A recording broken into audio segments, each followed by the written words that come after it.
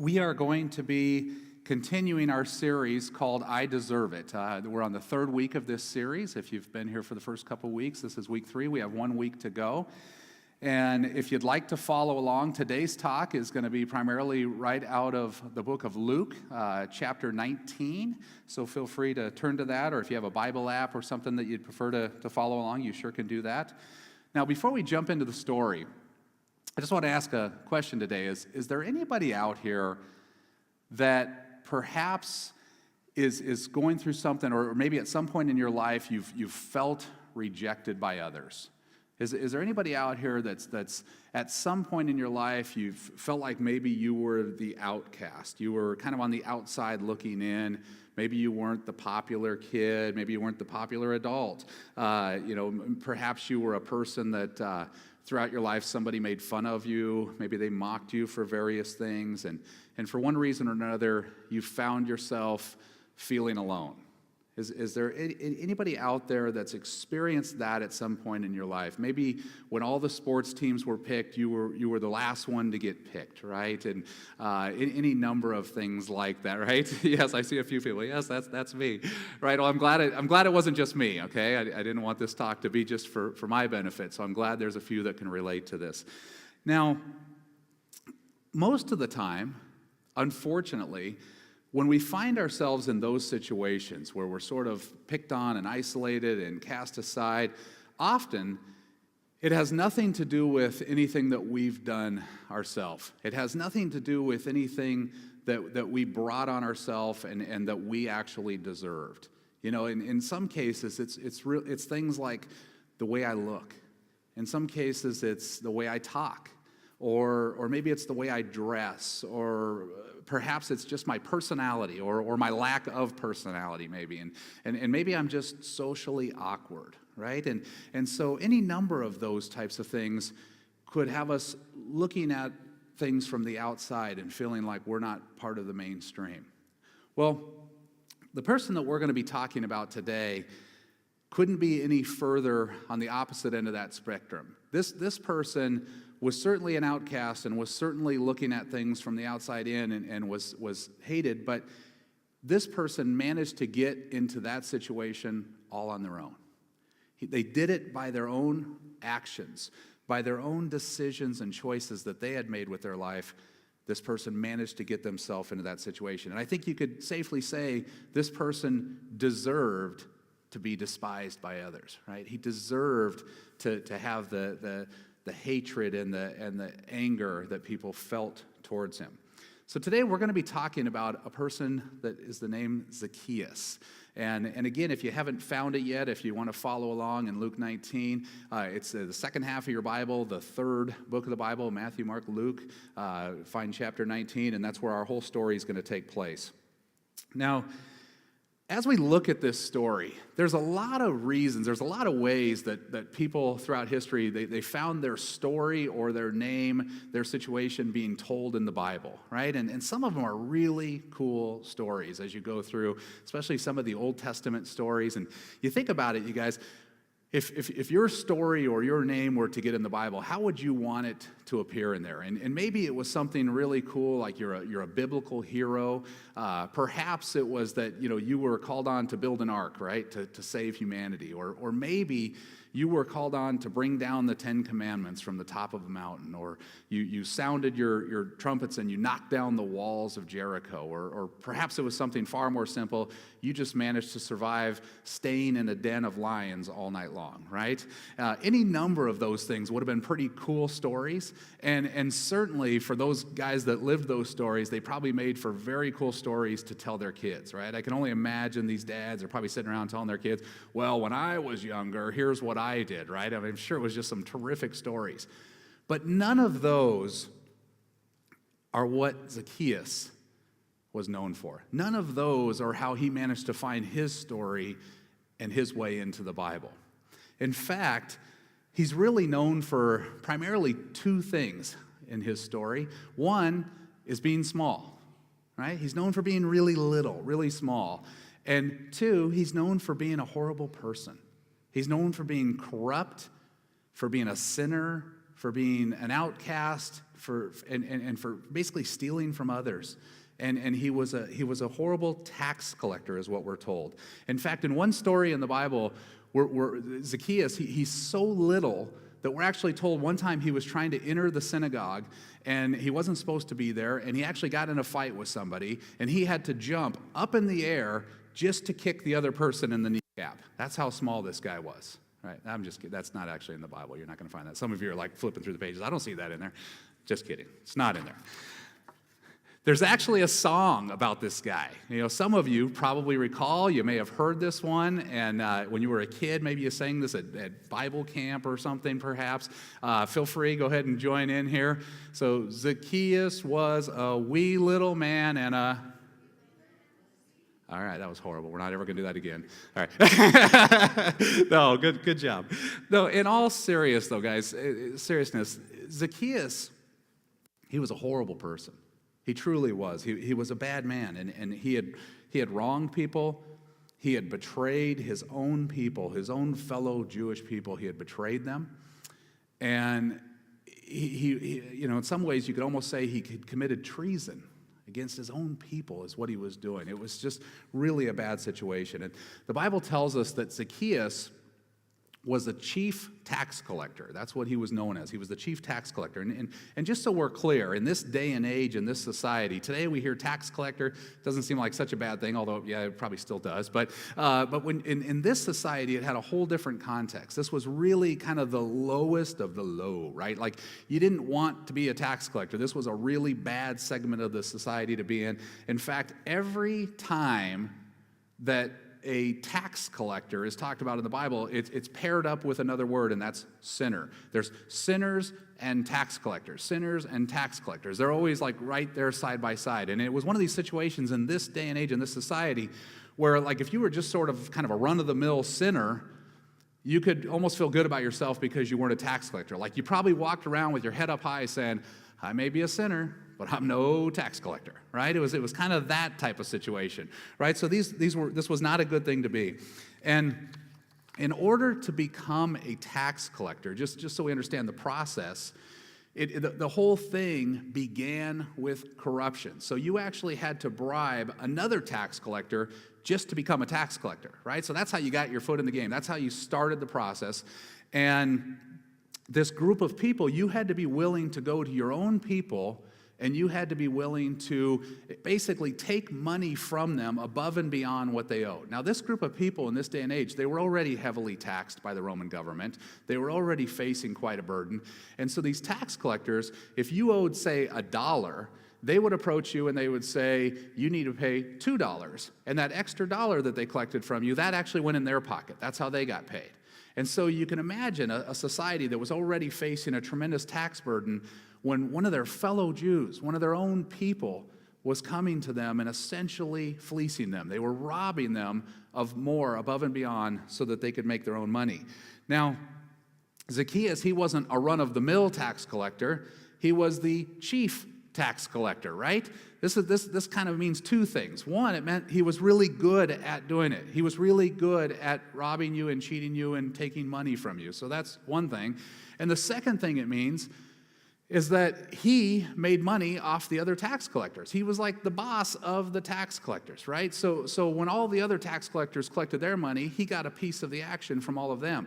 So the Bible tells us that he was very wealthy, right? He was well off. He was a wealthy man from taking other people's money. I can only imagine this guy. He probably rolled up on the scene when he was collecting taxes, and he probably had some designer chariot, right? He probably had like 22-inch rims on it with spinners, and he probably had like designer sandals and a like a Gucci robe. You know the type, right? That's probably who this guy was. And so you can imagine that the Jews, they despised this guy, right? They didn't want anything to do with him. In this day and age, if you were a tax collector, you were actually so outcasted that you weren't even allowed to show up at synagogue. You weren't allowed to go to church and worship. That's how bad things were for this person. Now, some of you today, you might be sitting there thinking, well, John, doesn't he deserve it, right? Surely this man, based on everything you've just told us, this guy kind of deserves what he's got coming to him, right? I mean, he's a pretty bad guy. He's stealing from his fellow man. He's causing this undue burden on them. And you'd probably look at the situation and you'd say, well, it's too bad for him, but boy, he sure brought it on himself. And, at first look, I can see it. I look at it and I say, I get that. I get your response. But.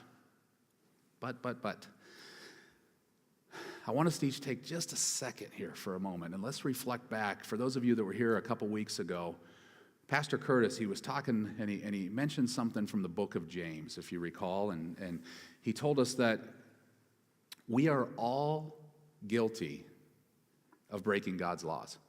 We are all, and the word all within that just means all of us, right? So we're all guilty of breaking God's laws. And it follows up with that, and it says that if we so much as break one of them, it's basically the same as breaking all of them, okay?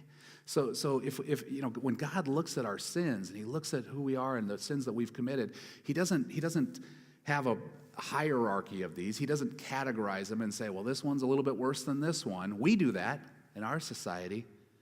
But to God, a sin is a sin is a sin. He doesn't break it down quite like that for us. Okay? So understand that it's important. If we're guilty of one, we're guilty of all. And we are all guilty of one. Right? So just put that in reference for you. And when we look at that, I think it's so important, because before we all bend over and we grab our stone that we're about to cast at Zacchaeus for his wrongdoings, I think it's important that we reflect just for a second and say, all of us are a little bit of Zacchaeus. All of us are Zacchaeus in some way. And what I mean by that is that we are all sinners that have fallen short of the glory of God. Let me say that again. We are all sinners that have fallen short of the glory of God.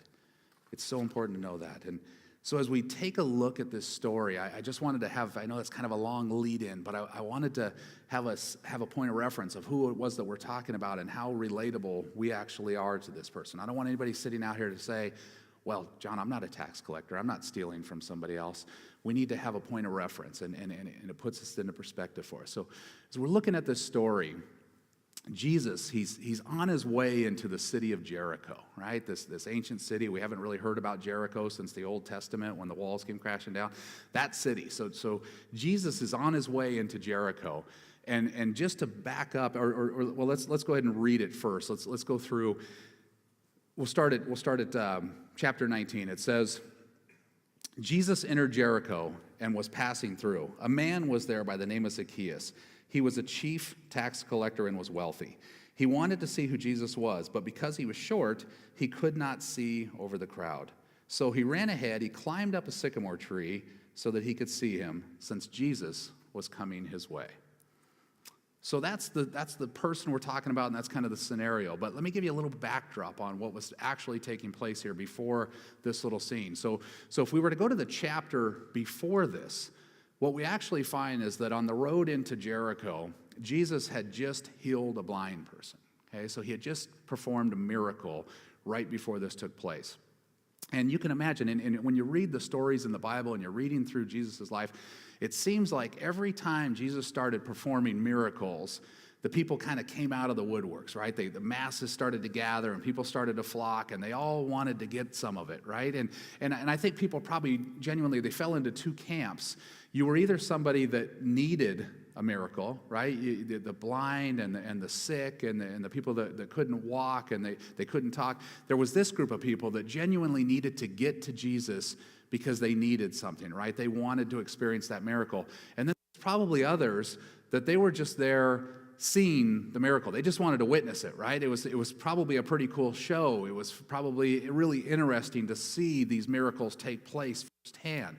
You could only imagine, somebody getting cured of blindness or whatever the case may be, and you're seeing this person, and you've known them your whole life. They've always been blind, and now all of a sudden they see. Wow. Pretty cool. And so the people started to gather, and they started to kind of flock around Jesus as he's heading into Jericho. And you can imagine that the word probably was making its way out in front of Jesus. It had already trickled into Jericho that, Jesus is coming, and I'm sure the word was happening. And so people started to gather in the city of Jericho, and they were probably coming out of their houses and lining the streets as Jesus was arriving. And here, you've got this little man, this little Zacchaeus, and I picture Zacchaeus, and he was probably, in the midst of the crowd, he's probably jumping up and down, right? And, look at me, and, trying to catch Jesus' attention, trying to get a glimpse of him. And I'm sure the crowd wasn't doing him any favors, right? They weren't about to prop him up or something. They were probably boxing him out. They were probably pushing him down. They weren't about to help this guy out. So Zacchaeus, he sort of does the unthinkable, and he takes off in a sprint. And as he's running ahead of the crowd, he sees a tree, and he decides, you know what, I'm going to climb up in that tree so that I can get a good glimpse and I can get a good view of this Jesus as he approaches. Now, just so we understand, that's not socially acceptable in this society. That was not the norm. These self-respecting Jews would have never just gone for a run down the middle of the street, and they most certainly were not climbing trees. I mean, this group of guys, they wouldn't even show their legs in public, right? That's how wired tight they were. So this was not normal. And you can only imagine how important it must have been for Zacchaeus to see Jesus. He was willing to embarrass himself. He was willing to humiliate himself and get up in this tree in this way. So here's the deal, though. I think it's important that we get this. Is that sometimes in our lives, you guys, we're going to find ourselves where we have nowhere else to turn. And we have no one else to turn to. And it's at that point that we're going to do whatever it takes to get to Jesus. We're going to do anything we can to get to Jesus. And I think it's probably safe to say that this is exactly where Zacchaeus was at this point in his life. He had run out of options, right?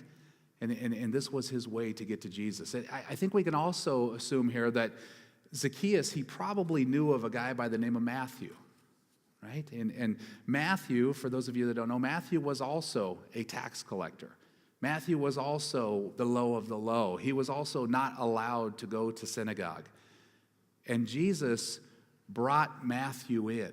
He brought him into the fold. And not only did he bring him in and welcome him, but he made him one of his main disciples. He was one of his core group.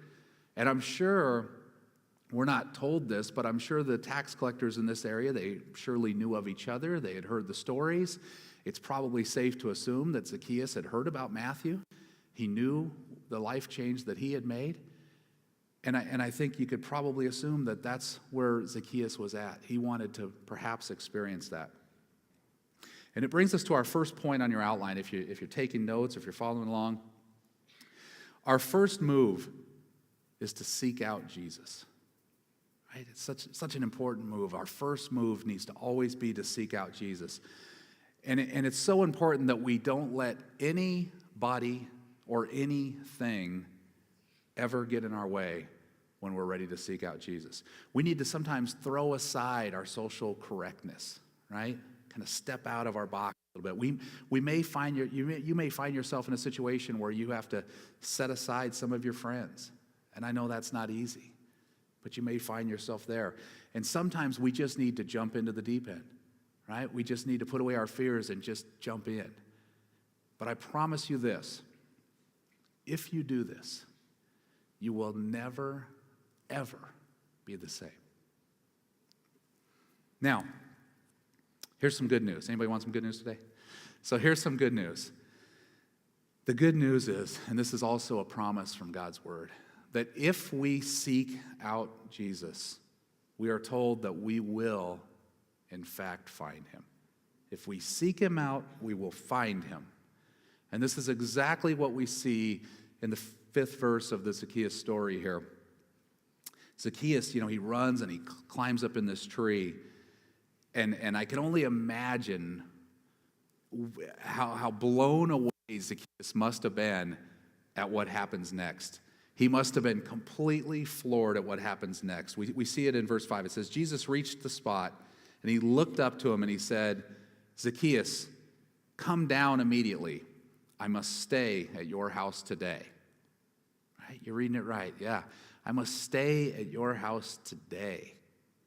Now, this certainly would have been odd for Jesus to say this, right, to this very person. This guy was a horrible person. Of all the people that Jesus could have walked up to and said this, it would have seemed, strange. But I think for us, as we look at this story and we look at Jesus, it probably isn't so strange. Maybe it actually makes sense what happened here. When you consider Jesus' main mission during his time of ministry was to find those that were lost and to find those that were broken and to rescue them. That was his main mission. But you know what I love here? I love in this first part of this story right here is that Jesus, when he went up to Zacchaeus, he called him by name. I love that. And sometimes we read that and it's real easy to just kind of breeze over it and overlook that. But I love the fact that he called him by name. We're not told anywhere in previous scripture that these two had ever met. We're not told anywhere that they knew each other, that they were acquaintances, that they'd ever been introduced to each other. But Jesus goes right up to this guy sitting in a tree and he calls him down by his name. And I don't know about any of you today, but I can take great comfort in knowing that the creator of the universe knows my name, right? That's pretty exciting. Now, while this was all going on, the crowd was still there, right? They were still seeing this happening, and they saw Jesus go up, and they saw him say, come down, and I'm coming to your house. And while this was going on, the crowd, as they're witnessing this, they started to get a little fluttery, and the Bible tells us they started to mutter, right? They was like mutter, right? And you're seeing these people, they're starting to talk to each other, and I'm sure they were like whispering to each other, like, hey, did you see what that Jesus just did, right? He's hanging out with a sinner. Does he realize that guy's a tax collector, right? Oh my goodness, what on earth is he doing? He's actually going to his house to eat, right? And I'm sure they were like whispering to each other and probably looking at each other like, what on earth is going on here, Why didn't Jesus pick me? Doesn't he know that I'm righteous? Doesn't Jesus know that I attend church? Right? And I'm sure they're having this conversation amongst themselves and trying to figure this situation out. And, honestly, it's probably a little bit beyond their ability to comprehend at this point. They wouldn't have understood it probably. But the reality of it is when you look at Zacchaeus, he deserved rejection. He was hated. In our modern society, he'd be like a guy probably that you'd see like in the mafia, right? I mean, this is a guy that was robbing people and hurting people and stealing from people, and you'd probably see him like on a America's Most Wanted poster if this was in today's day and age. But Jesus didn't seem to care. He didn't seem to care about any of that. In fact, he doesn't even take it into consideration, right? When Jesus arrives on the scene, he just cuts right through it. He avoids the whole thing and just goes right up to him. And Jesus, what I love is he doesn't give him what he deserved. When you seek him out, he doesn't give you what you deserve. Just like when we seek him out, he doesn't give us what we deserve. Now, how many of you are glad today that when you seek out Jesus, he doesn't give you what you deserve? Right? I mean, amen. And point number 2 on the outline is that Jesus reaches out to those that need him most. Matthew 11:28 tells us, "Come to me, all who are weary and burdened, and I will give you rest." I certainly think that Zacchaeus would have qualified for both of those descriptions, right? He would have been weary and he would have been burdened. I can only imagine the life this guy was living, right? He probably had many a sleepless night, anxiety, stress, probably experienced tremendous loneliness, probably experienced frustration like we wouldn't understand, and perhaps even depression at times. I certainly would say he qualified as weary and burdened. And Jesus called him. And what I love here is that Jesus sort of just ignores the crowd, right? When Jesus comes in, they got all these people in the crowd, and Jesus kind of cuts right through the crowd. He just ignores them, and he seeks out the one person in the whole group that needed him most. And that's really awesome. You know, when you think about it, Jesus didn't arrive and he didn't look at the people and assess the situation and say, okay, everybody bring me your best and your brightest. I'd like to meet them. He didn't do that. He didn't say, okay, amongst you, whoever the best giver is, I need you to go ahead and come up here, and while you're at it, whoever serves the most, you might as well come up here also, and anybody that hasn't missed synagogue in the last 6 months, you may as well come up also, because I need to pat all you on the back and tell you good job. He didn't do that, right? And you might be thinking, well, why didn't he do that? Boy, all those people probably deserved a pat on the back. They probably deserved an attaboy. Why didn't he do that? And I think the answer is actually quite simple. He didn't do that because that's not who he came for. It's not who Jesus came for. He didn't come for the righteous. He came for the sinners. And he didn't come for the healthy. He came for the sick. You know what I find most amazing in this story? This is in my opinion, the best part of the story. What I find most amazing in the story, it's not that Jesus showed up and he found the unhealthy. It's not that he found the most unrighteous sinner in the whole community and said, get on here out of that tree. I'm coming over to your house to hang out. That's pretty cool. I give it. That's cool in itself, and that's kind of exciting, and it's neat. But here's the part I like the most. This is the best part of the story. This is an incredible picture of what happens when somebody is truly changed, truly saved by Jesus. When they have received the full spectrum of Jesus' mercy and grace and everything that he has to offer, when they have received not what they deserved, but all of Jesus' love, all of his mercy, and all of his grace, this is what we're told. It says here that in verse 8, Zacchaeus stood up and he said to the Lord, look, Lord, here and now I give half of my possessions to the poor. And if I have cheated anybody out of anything, I will pay them back 4 times the amount. Now, to put that into a little bit of context for this society that they lived in, so first thing he says is he says, look, I'm going to give half of everything I own to the poor. Right? Now, in this day and age, if you were very wealthy and very well off, it was not unheard of that you might actually give 10%. You might even go as high as 20% if you had a lot to spare. You might give 20% to the poor. And because of the grace that he had made, that he had received, he experiences this incredible transformation. And we're not told in this story, we're not told how long it took Zacchaeus to get down out of the tree. We're not told how far the walk was from the tree to his house. But what we are told is that in that little period of time, that Zacchaeus had made a complete and total transformation. He was ready to right everybody that he had ever wronged in an incredible way. Not just give him back what he took, but give him back what he took and then some. We're told half to the poor. In this society, if you wronged an individual, it was customary that you would not only give them back what you took, but you might also give them up to another 20%. So 120% payback.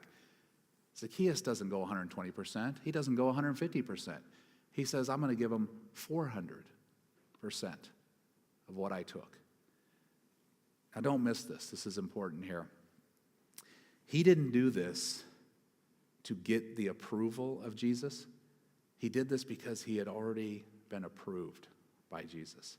And in the same way, you guys, we shouldn't be generous and we shouldn't give and we shouldn't serve to get the approval of Jesus. We should do it because we've been approved by Jesus. And this brings me to point number 3 on our outline. And that's when Jesus transforms you, there is evidence, right? If you've truly been transformed, there is evidence of this transformation. Now, I always say to people all the time, if you're a Christian, tell your face, right? I say that all the time to people because if you're a Christian, you should be able to see it, right? But it's so much more than putting a smile on your face. It's so much more than being filled with joy and having this personality and being outgoing. It's more than that. I think that if you're truly a Christian, that your actions should be evidence of who it is that you follow. Now, the story concludes this way. In verse 9, it says, Jesus looks at Zacchaeus and says, "Today, salvation has come to this home because this man too is the son of Abraham. For the Son of Man," speaking of himself, came to seek and to save the lost." Now, I want to share one last thought here, and it sort of ties into this story. It's not part of the story, but it ties in here. And that is this. Every time that somebody is saved, every time somebody turns to Jesus and puts their trust in Jesus, puts their faith and their hope in Jesus, there is rejoicing in heaven. Every time. We find in Luke 15:7, it says this, "I tell you that in the same way there will be more rejoicing in heaven over one sinner who repents than over 99 righteous persons who do not need to repent." In other words, every time one of us puts our faith in Jesus, they are throwing a party in heaven. I think that's awesome. So let us not forget today that Jesus, he didn't come for the found. He came for the lost. And he didn't come for the righteous. He came for those that were sinners. And he didn't come for those that were healthy, spiritually healthy. He came for those that were sick and that needed him most. And I think when we recognize that, our only reasonable response is that we give our lives to Jesus because he accepted us even when we didn't deserve it. I don't know about any of you guys today, but I find that to be great news, right? Jesus accepted all of us, even when we didn't deserve it.